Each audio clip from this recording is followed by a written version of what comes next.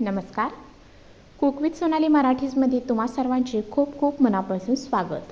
तर आज आपण बनवणार आहोत अगदी साध्या सोप्या पद्धतीने 8 दिवस टिकणारी ओल्या खोबऱ्याची चटणी. तुम्ही इथे ही चटणी पाहू शकता. दिसायला जितकी सुंदर दिसते तितकीच चवीला अप्रतिम लागते आणि तुम्ही अगदी ही चपाती भाकरी कशासोबतही खाऊ शकता. एखाद्या वेळेला भाजी संपली असेल किंवा बनवायचा कंटाळा आला असेल तर त्यावेळी हा उत्तम पर्याय आहे. तर तुम्ही ही रेसिपी एकदा नक्की ट्राय करा. चला तर रेसिपीला सुरुवात करूया.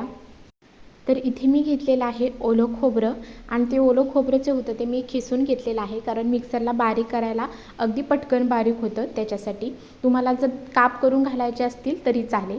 तर आता किसलेलं खोबरं एका मिक्सरच्या भांड्यामध्ये काढून घेऊया.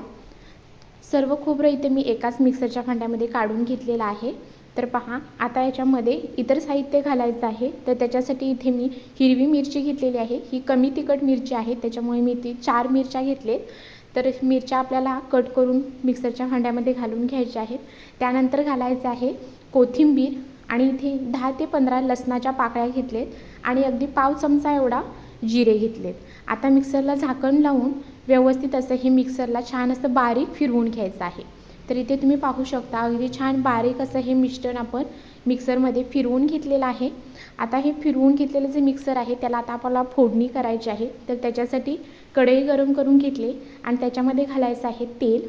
तेल चांगलं कडकडीत गरम करून घ्यायचं आहे. तेल गरम झालं की त्याच्यामध्ये पाव चमचा एवढं जिरं टाकायचं आहे आणि त्यानंतर घालायचे आहेत कढीपत्त्याची पाने आणि चिमूटभर हिंग. आता हे सर्व जे मिश्रण आहे ते व्यवस्थित एकदा परतून घ्यायचं आणि त्यानंतर याच्यामध्ये आपण जे खोबरं बारीक करून घेतलं आहे ते घालून घेऊया. संपूर्ण खोबरं घातल्यानंतर त्याच्यामध्ये पाव चमचा हळद घातले आणि चवीनुसार मीठ घालायचं आहे.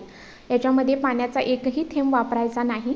तर पहा, आता हे सर्व जे मिश्रण आहे ते व्यवस्थित असं तेलामध्ये सुरुवातीला परतून घ्यायचं आहे आणि मिश्रण परतून घेतल्यानंतर तुम्ही इथे पाहू शकता हे ओलसर मिश्रण दिसत आहे, कारण आपण इथे ओलं खोबरं वापरलेलं आहे.